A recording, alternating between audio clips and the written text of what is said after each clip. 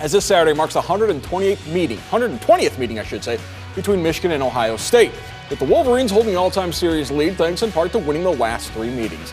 Now, while Michigan's season has not gone as they would like, beating their arch rivals and costing the Buckeyes a trip to the Big Ten title game would go a long way in making up for all that. Coming off their most complete game of the season, the 50-6 win over Northwestern to get bowl eligible, there is a quiet confidence in Ann Arbor this week. You can feel the energy. It's not something you can really describe. It's just different. It's a different energy. It's a different moment. We all understand what it's about and what it feels like to be in the game. The new guys, even the new guys. Jordan Marshall came up to me and hit me on the butt and said, "Coach, it's that time." And I said, "Yes, it is."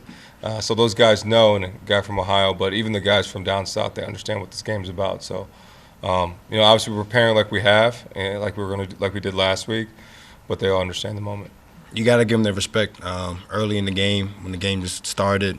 The atmosphere, the ambiance, it's everything you think it should be for a rivalry of this caliber. So, being a little bit older, it's exciting to be able to go back into an environment like that and live off the hatred and really feed off it.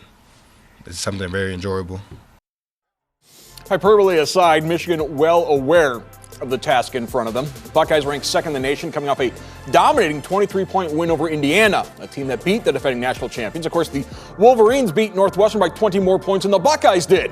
None of that matters. Not what happened last week, not what happened last month or last season. As Sharon Moore said, records don't matter, point spreads don't matter when it comes to this game, and a Buckeye defense that is among the tops in the nation.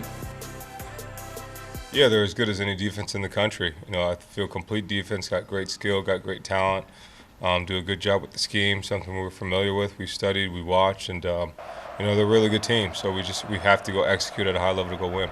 We talk about them a lot, and we're always preparing to a certain extent for them, and having that attention to detail, that focus, that level of urgency to go attack that week and that opponent, and that's same thing we're feeling here, and they're a good football team, they're a good defense, and they got a lot of talented guys, but I know that we're going to be more than prepared to go in there and be us and play Michigan football, and really press the envelope and just put ourselves in a great position.